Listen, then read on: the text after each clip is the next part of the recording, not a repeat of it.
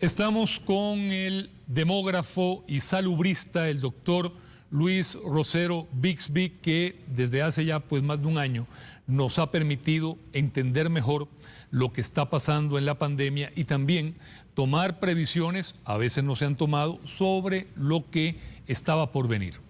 Tenemos a don Luis, gracias por acompañarnos, doctor.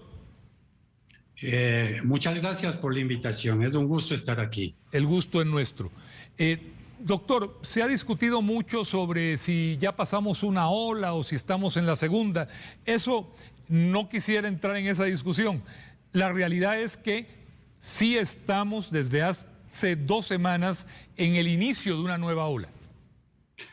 Así es, una ola muy fuerte, casi un tsunami, diría yo. La tasa de contagio ha alcanzado niveles alarmantes. De hecho, venía subiendo, con algunos paréntesis, pero venía subiendo desde hace 3 meses. Los paréntesis que se dieron a veces nos llenaban de optimismo de que esto se podía frenar, pero la subida ha continuado y en Semana Santa la cosa ya se desbordó. Estamos en una tasa de 1,29 según nuestras estimaciones del Centro de Población. Hay otras estimaciones que hablan de una tasa de 1,40 o 1,50, lo cual sería mucho más grave. Esta tasa de 1,29 significa que cada 100 personas contagiadas contagian a 129 en el siguiente ciclo, ¿verdad? O sea, en una semana aproximadamente. Ahora, para ver qué significa esto ya en números más tangibles, nosotros hacemos proyecciones de qué pasaría si esta tasa continúa. Tenemos el gráfico, lo vamos a presentar en unos 3 minutos, doctor. Antes quería hacerle otras consultas generales. Inclusive, muy bien, me gustaría, porque yo creo que es bueno reiterar este tipo de cosas, tenemos un video de una entrevista que tuvimos con usted hace algunas semanas. Por favor, Jason, queremos verla. ¿Debió cerrarse el país en Semana Santa? ¿O ser más severos en las restricciones? ¿No realizar tanta apertura como hay, doctor Rosero? Yo creo que sí, ¿verdad? Claro, yo lo veo desde el punto de vista de la salud pública, pero... que bueno, que creo que es la parte, es de donde más importante hay que enfocar todo esto, porque es de lo que dependen también la vida de muchas personas. Así es. Pero incluso desde el punto de vista de la economía, es conocido que Semana Santa es una semana de receso en que baja la actividad económica, la gente no está trabajando, las construcciones están paradas, etcétera, etcétera, y pudo haberse aprovechado para ahí sí darle un martillazo como los que se anunciaban el año pasado a este virus y doblegarlo, ¿verdad? Esto fue hace algunas semanas. Estamos hoy no ante una ola, sino que ante lo que usted califica como un tsunami. ¿Es este tsunami en buena medida producto de no haber tomado medidas de restricción en Semana Santa, doctor Rosero? En cierto modo sí, ¿verdad? Aunque esto venía desde antes, la cosa venía subiendo progresivamente. Y lo que hubiese hecho medidas restrictivas durante Semana Santa es cortar esta tendencia mala, ¿verdad? Entonces, o sea, no estamos mal exclusivamente por lo que se dejó de hacer en Semana Santa, sino que en Semana Santa se agravaron las cosas cuando pudo haberse aprovechado para que las cosas mejoraran un poco.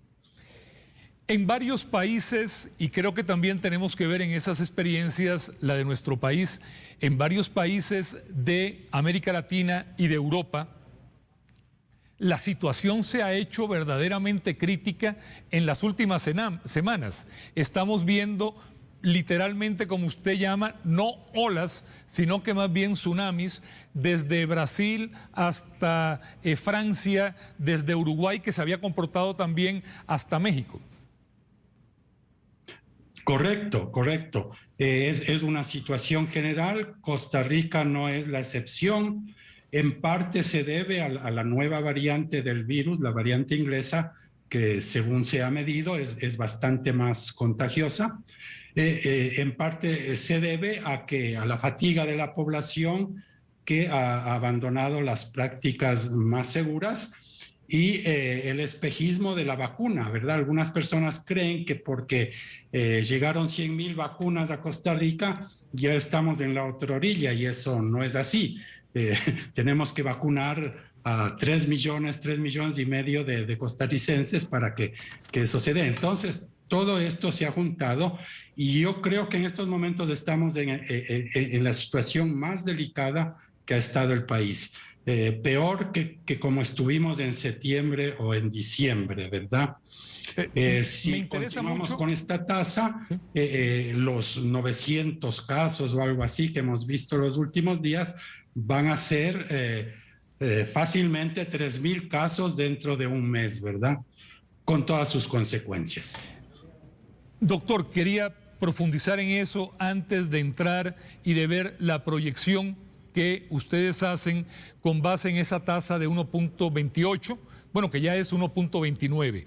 ¿Por qué usted considera, doctor Rosero, que podemos en estos momentos estar entrando en la etapa más difícil y compleja y más cruel de la pandemia, aún más de la que vivimos en septiembre del año pasado? Sí, hay varias razones. Una es la misma dinámica que traemos, ¿verdad? Estamos montados en una inercia que incluso si ocurriese un milagro y la tasa de contagio bajara la próxima semana o algo así, otra vez a 1, incluso en ese caso, la inercia que traemos haría que sigan aumentando las personas hospitalizadas. Ese es un factor. El otro factor es la propia fatiga de la población, el hecho de que la población le ha perdido el miedo al virus, ¿verdad? Eso agrava las cosas. Y también están los factores económicos, ¿verdad? Que al parecer ahora no es aceptable, quizás no es incluso posible volver a hacer cierres radicales, ¿verdad?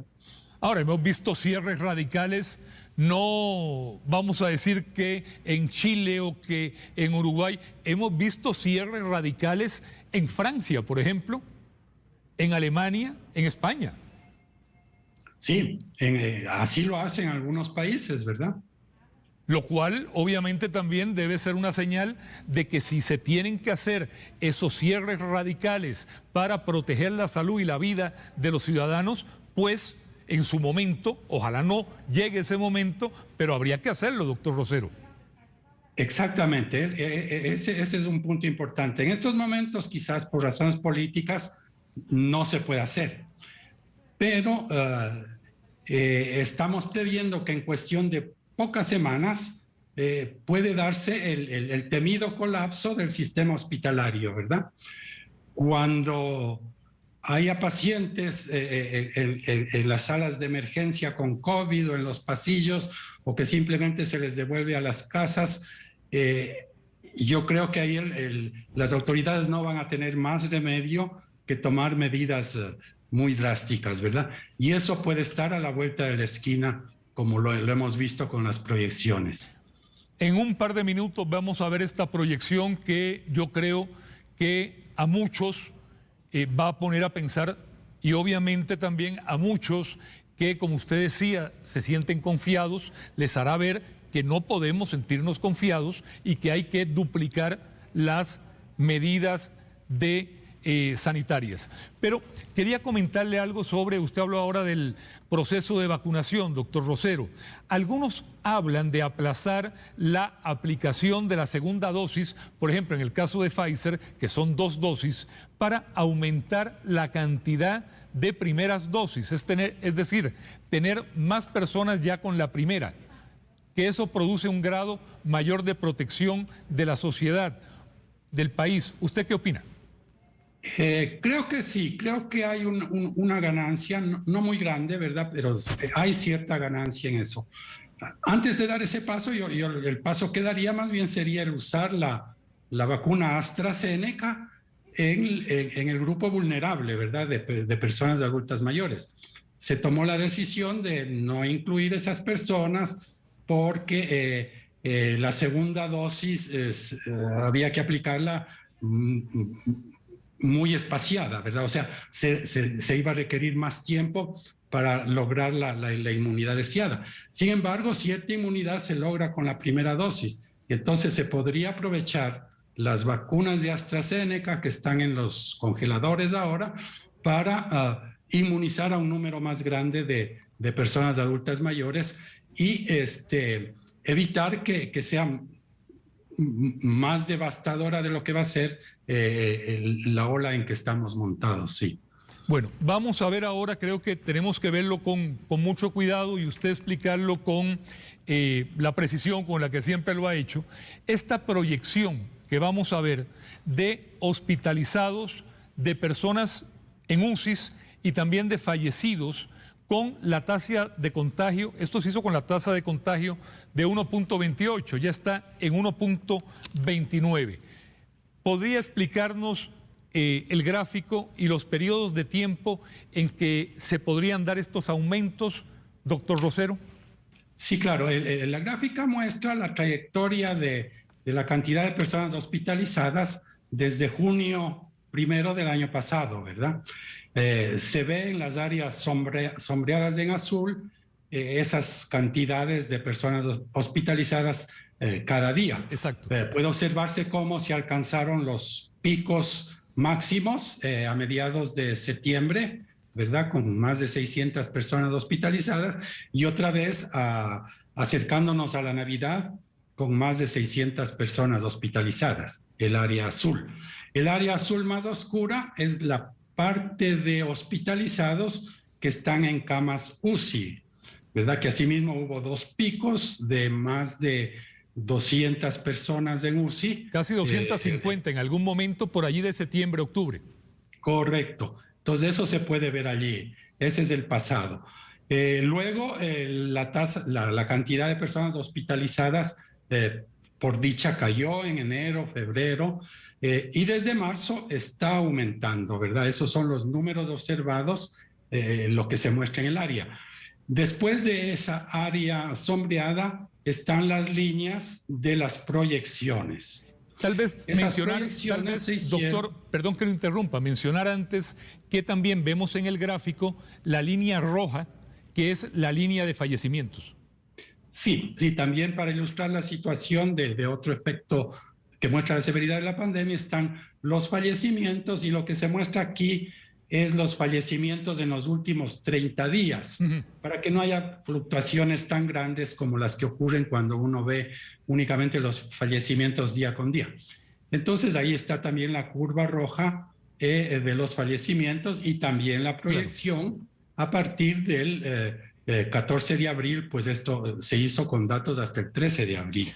La proyección se hace con una tasa de contagio de 1,28, que es el promedio de los 3 últimos días para los que teníamos datos, ¿verdad? Muy bien. 1,28. Y eso nos llevaría, no está en la gráfica, a cerca de 3,000 casos nuevos en un mes. 3,000 casos nuevos por día. Por día en un mes. Eso no está en la gráfica. Pero usando esa información de esa cantidad de casos nuevos, más los casos acumulados de días anteriores, etcétera, etcétera, se hace la proyección de cuántas camas hospitalarias se necesitan y eso es lo que se ve en la gráfica, ¿verdad? Se ve que la curva está disparada, se va a disparar aún más. Vamos a llegar a superar los 1,600 camas hospitalarias necesarias dentro de un mes y en UCI serían necesarias 800 camas. Es decir, ahora 300 bien, más de las que tenemos. Exactamente. Exacto. El sistema no tiene esa capacidad. Según notas de prensa y lo que han dicho las autoridades, hemos marcado con 2 líneas rojas gruesas cuál es el máximo de capacidad en estos momentos. Creo que se ubica en alrededor de 800 camas hospitalarias en general y de esas cerca de 400, ¿verdad? Unas 370 creo que son en unidades de cuidados intensivos. están marcadas las líneas rojas. Y entonces el punto muy importante es cuando las proyecciones cruzan esas líneas rojas, que sería el punto de colapso, ¿verdad? Significando colapso que el sistema ya no puede dar atención a la demanda, ¿verdad? Y en ese momento enviará a la gente a las casas o las pondrá en camillas en los pasillos, las mantendrá en las salas de emergencia, etcétera. Viviremos momentos muy difíciles. Ahora bien, quizás no van a ser tan difíciles respecto a las defunciones, a los fallecimientos, aunque estos también van a aumentar, pero aumentan menos de lo que deberían si se hubiesen seguido las tasas de mortalidad del pasado. Y eso se debe a un fenómeno positivo que está ocurriendo, claro, y que es que hay cada vez menos personas adultas mayores entre los casos diagnosticados y por tanto va a haber cada vez relativamente menos mortalidad. ¿Por qué estarán, bueno, antes de hacerle esa pregunta nada más puntualizar, de acuerdo a la proyección de mantenerse esa tasa de 1.28, en un mes podríamos tener 3.000 casos de contagiados por día? Exactamente. Eso es lo primero. De seguir esa tasa de 1.28, en un mes tendríamos 1.600 personas hospitalizadas y de ellas 800 en UCI, que no tenemos 800 camas de unidades de cuidados intensivos. Exactamente, eso, la interpretación es correcta. Realmente, doctor, es un panorama sombrío, o es decir poco. Realmente sí, sería extremadamente trágico e indeseable. Exactamente. Y el problema es a la velocidad con que están ocurriendo estas cosas, estos cambios, y que tienen una inercia perversa, ¿verdad? Es como un tren muy pesado que va a toda velocidad y eso no puede frenar de la noche a la mañana. Le lleva varios cientos de metros para que ese tren pare. Entonces tenemos una inercia muy mala, estamos muy cerca del colapso y creo que debemos hacer todo lo necesario para evitar esto. Una situación que me gustaría comentar, que me parece se ha presentado en las últimas semanas y especialmente en Semana Santa, es que en parte esto se debe a que muchas personas con síntomas leves de la enfermedad no están acudiendo en busca del test diagnóstico, ¿verdad? Eso definitivamente ocurrió en Semana Santa cuando se dieron números muy bajos de personas diagnosticadas.